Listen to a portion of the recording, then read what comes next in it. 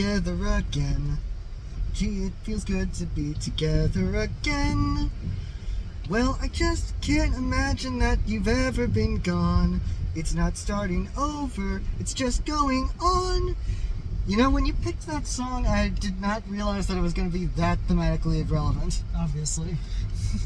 But welcome back to StillerBros at the Movies, where today we're going back to a franchise that we have loved for years and it is long overdue for a comeback, Deadpool. Yes, because today we are seeing the legend return in Deadpool and Wolverine. So 6 years have passed since the last Deadpool movie, and in those 6 years, Ryan Reynolds has done 12 different movies. Now, if you cut out the cameos, that goes down to about 9, and if you cut down the voice-over roles, that's 7. So that averages out to almost a movie a year for the last 6 years. And the guy directing this particular movie directed 2 of those movies, and that is Sean Levy. Now, we've talked about Ryan Reynolds' career and Sean Levy's career, and we're not going to go too much deeper into it because there's something bigger in this movie, and I guess we'll talk about that with the fact that Deadpool 2 was obviously a huge hit. A comedy movie that successfully borrows from the premise of its first movie and keeps going and makes another great movie. A rare comedy sequel that is actually good. And because of that, the 2 Deadpool movies are some of the best comedy movies to come out in the last decade. And because of that, obviously the heat was on for Ryan Reynolds and his co-writers when it was time to make a third one. And once the Disney merger came into play, that put the pressure on even harder because now they're entering the MCU. So the legend that Ryan Reynolds has been pushing on press junkets and everything like that has been Deadpool 3 was something that they wanted to have a really good idea for, and they pitched like a really big idea and a really small idea. And also part of that was they wanted to make sure that when they made this movie, they made something different from Deadpool's 1 and 2. And most of what they were doing at a certain point just seemed like a rehash of those 2 movies. Then enter Hugh Jackman, who just kind of out of the blue came to the decision that he wanted to play Wolverine again one last time. And so he called Ryan Reynolds, and as far as Ryan has told the story, he said, you know, are you sure? Because that would actually fix a lot of the story problems that we have been having lately. And so Kevin Feige was brought on board, and Logan became the penultimate run in Hugh Jackman's career as Logan, potentially. He's not saying he's done. He's not saying he's done anymore, nor because he's probably back to what he's been doing since X2 of signing on to a movie-to-movie basis. But now we have Deadpool and Wolverine, a movie in which we finally get the buddy comedy that we had wanted between these 2 characters on the big screen for 15 years. Yes, because 15 years ago, we got garbage. So much garbage. X-Men Origins Wolverine being the first theatrical outing for Deadpool is worse than you probably remember it. Like, Ryan Reynolds is less playing Deadpool than he is playing just generic assassin number 5, who just happens to be wearing red and carrying a couple of katanas. Now we finally get a good adaptation of Deadpool with a good adaptation of Wolverine, with these 2 men playing the characters they were born to play. And, you know, Hugh Jackman for the last 25 years has been playing Wolverine. For a time, it just kind of seemed like this was all he'll ever be to a lot of people, because, let's face it, when he's not playing Wolverine, his movies are kind of way more hit or miss than the X-Men movies ever were. So some people could argue, and some people have, that they just kind of dragged Hugh out of retirement just because they're Marvel and they're not used to not getting what they want. But at the same time, Hugh Jackman has worked with some of the people that are still working at Marvel Studios to this day since the first X-Men movie. Back in the first X-Men movie, Laura Schuler Donner's assistant was a massive comic book fan, and so she brought him up as an associate producer on the film. That guy's name is Kevin Feige. And now he's the president of Marvel Entertainment. He runs TV, movies, and comics for the company. He even now, as of this afternoon, has a star on the Hollywood Walk of Fame.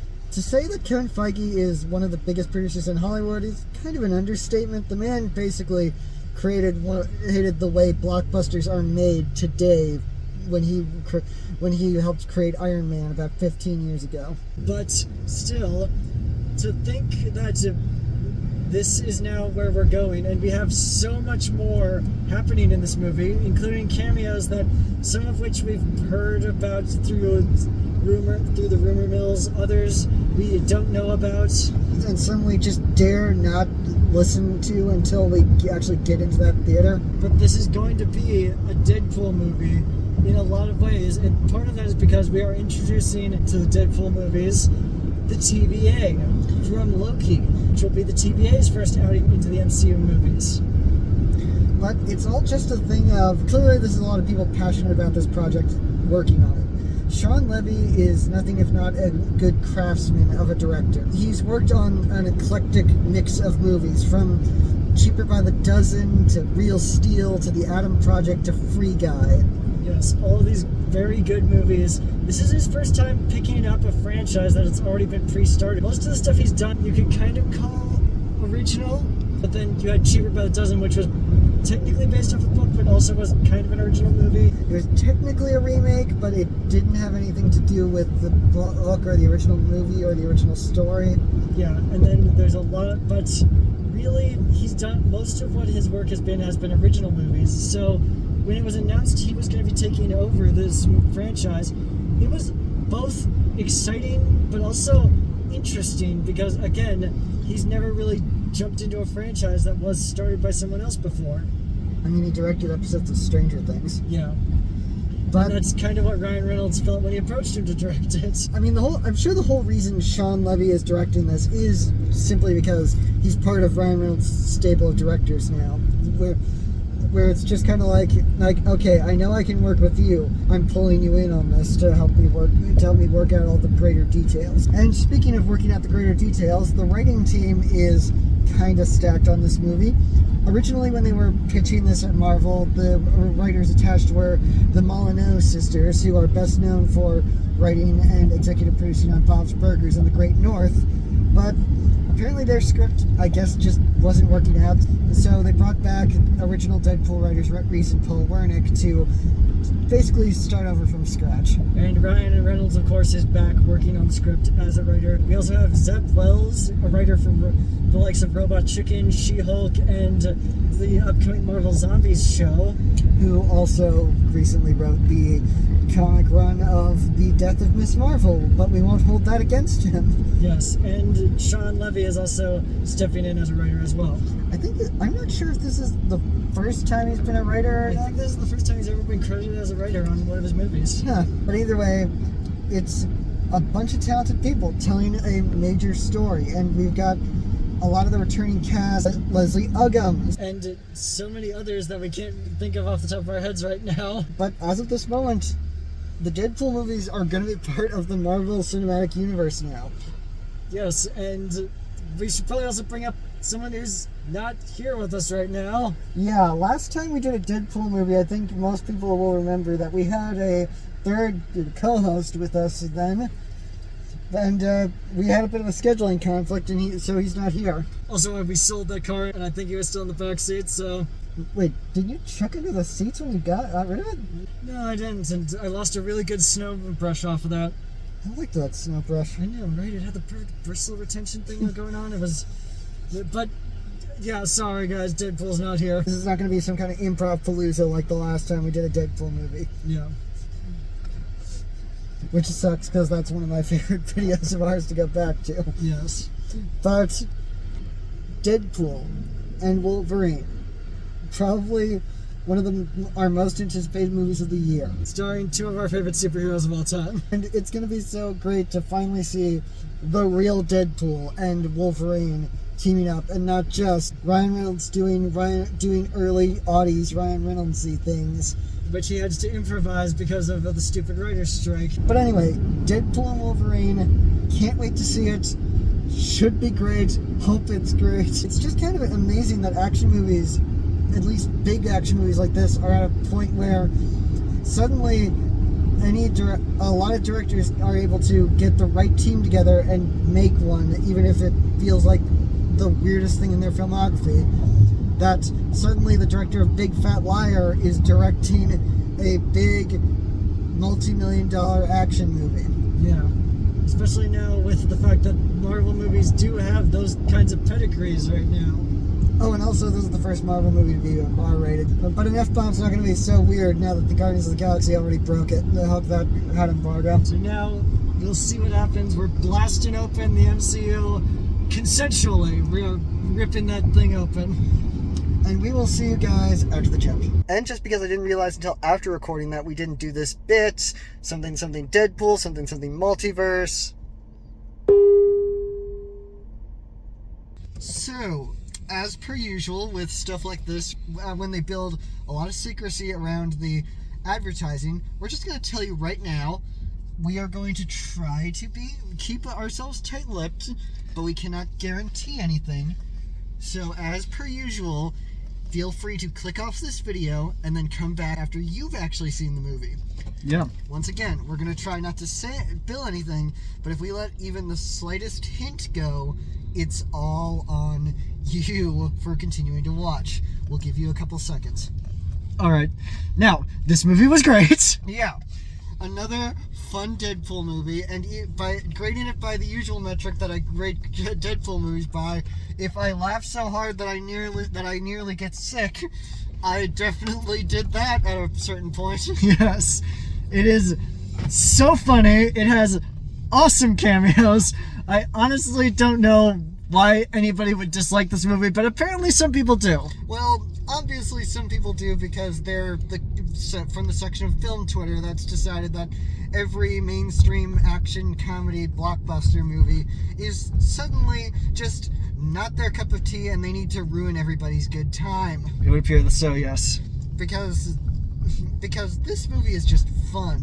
Now, is it possibly the endorphin rush of this movie being fan service pile on after fan service pile on? Probably. But at the same time, it's pretty damn fun time at the movies. Yeah. So, let's get into this. If you ever doubted that Ryan Reynolds was Deadpool, you really need to pay attention because Ryan Reynolds goes so deep into it that he is Deadpool. We have Hugh Jackman back. He's been playing this role for 25 years and he still plays it to perfection. He knows what he's doing to the point that he could basically turn it on and off. I mean, rewatching the original X-Men, it's kind of weird to think that, oh, there's Hugh Jackman playing Wolverine for the very first time when he's the exact same age we are right now. Yeah, we looked up his birthday and did some math as to when he would have been shooting the first X-Men movie, and oh crap, he was 31.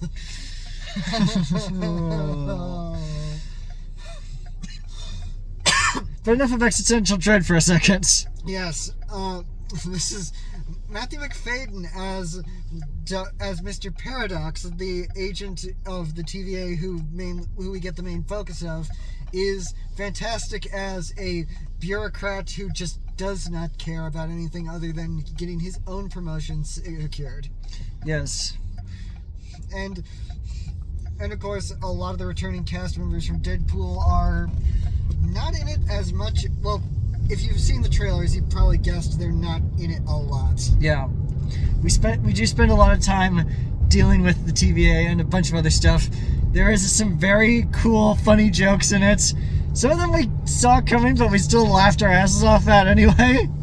And it's really good that a movie like this knows to take the piss out of Marvel while still being a Marvel movie. Also, just kind of a spoiler, we really don't step into the MCU proper ever. Get this idea that Wade is going to be a member of the MCU from now on. But we spend a lot more time in the wasteland that the TVA created in Loki. Not that you need to actually have seen every episode of the first season of Loki or anything to get that, because Wade literally says, hey, it's from this episode of Loki that we're talking about. Yeah, we get some callback with this character. We obviously are going to get some callbacks. We also, and shockingly more still, we get a lot of emotional stuff in here too. Yeah, this movie is hilarious, but it's not focusing on the laughs as much as the first two Deadpool movies are. Mostly because this is a two-hander with Deadpool and Logan. Yes, and it's a very good character piece too, where we see this obviously isn't the Logan we've been following for 25 years in the X-Men universe. And this is a variant of Logan, and so he has a different backstory than the one we're used to seeing. But don't worry, guys, Logan is still pretty much the definitive Hugh Jackman hanging the claws up story. We don't need to worry about this dethroning it in any way. Yeah. Especially since Hugh Jackman clearly knows what he's doing. The straight man in the comedy movie is very much what Logan is playing in this world. Yes, and it is interesting to see what could potentially happen now after the ending of this movie. And like we said, there are a lot of cameos in this. Some bigger than others. To the point that it feels a little excessive, but I think they perfectly dance along that line so that we can actually understand, oh, we know what we're doing here. This isn't a cameo fest. This is actually going to focus on these characters. Don't worry, we're just doing this because we know it's fun. Yeah. Also, some of y'all motherfuckers are liars.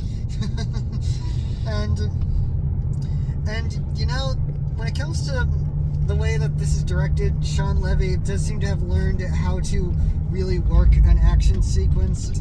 We got a lot of great creative action sequences. The opening credits are the best Deadpool opening credits ever. Well, except for the fact that they don't do the typical Deadpool opening credits joke of we're going to do some fake credits at first. Yeah, they don't do that this time around. They do something completely different, which is still hilarious, and also it felt so good to see, produced by Kevin Feige and Lauren Schuler Donner on screen. Just felt like a great full circle moment that after all these years, here they are credited as equals.